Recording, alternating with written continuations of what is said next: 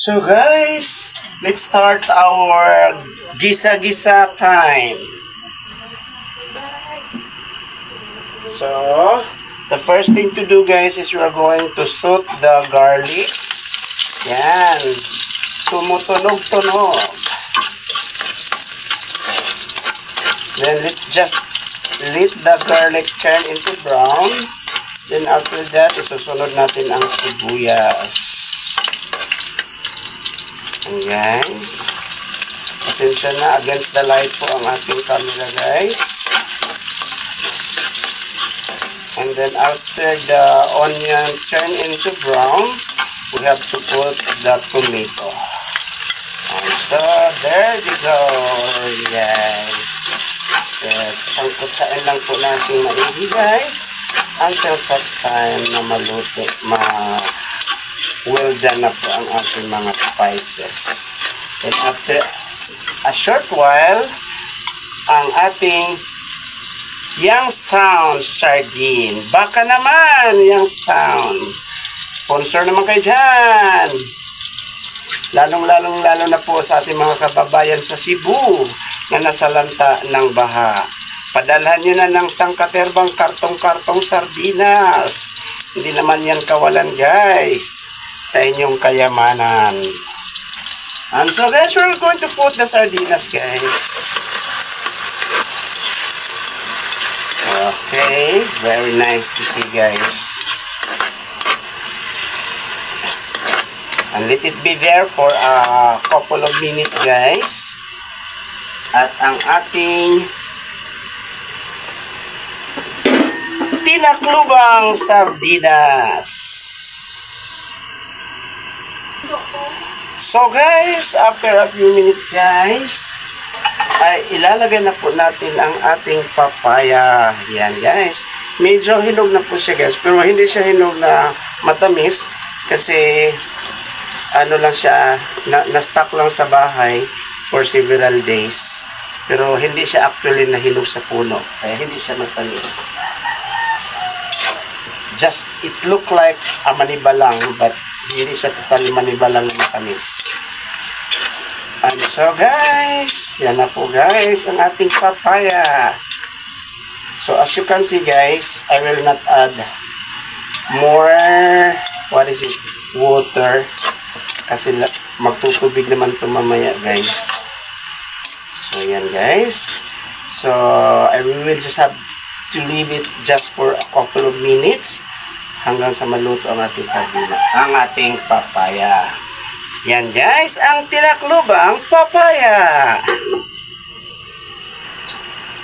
Okay guys, we're almost done guys. So maglalagay na tayo ng magic sarap guys para lalong sumarap ang ating lutong ulam o gulay.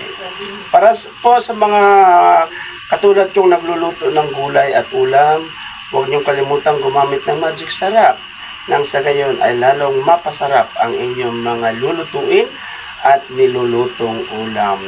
Nang sa gayon ay maraming mapapakain na mga chikiting. And so guys, let's just put a little drop of magic syrup. Not totally that we are going to put all this 1 pack of magic syrup. Baka naman makalbo ang kakain. And so guys, yan guys, itsura pa lang guys, ulam na.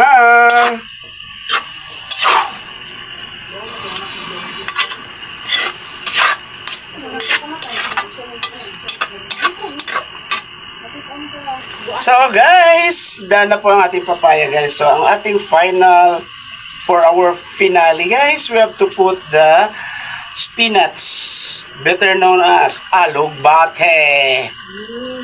And here we go guys, we have now the alugbate guys to make our menu for the day more tasteful. O diba guys, kaya nyo ba ang power ng aking menu for today guys? So wag na mag-atubili guys, pumunta na kayo sa mga bukid at sa mga latian at mamitas ng papaya at ang alugbate. And so guys, in a short while guys, ay done na po itong ating luto guys for today guys. At ready na po ito sa ating pananghalian. And I hope guys that it would make the family more happier at this time. Because as I look at it guys, it really tastes good. Oh my, ang sarap. Mura na, masustansya pa. Yan po guys, ang ating gulay papaya with alugbati and sardinas.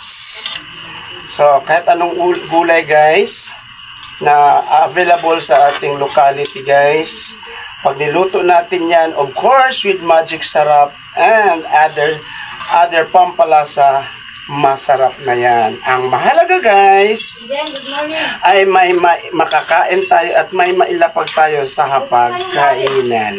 And so guys, since we are done with our gulay na papaya guys, so thank you so much for following my page guys, and hope guys that you're going to continue to follow my page, Rolly Masahista, and don't forget to share it to your friends and relatives. And if you wish to send stars in any of my videos guys, it would be a miles of thanks para sa inyong lahat. Any stars that you're going to send on any of my videos guys, that would means a mile of success for my Facebook page. And so guys, thank you so much. Until next time, sa ating muling pagbabalandra ng ating mga videos, dito lamang po sa aking Facebook page, Rolly Masahista. Bye for now guys! So yun guys, yan na po ang ating finished product. Thank you so much. Hanggang sa muli. Bye for now. Ulit, mamili. Wala ka pasok? Pero, nagasgato nga ako eh.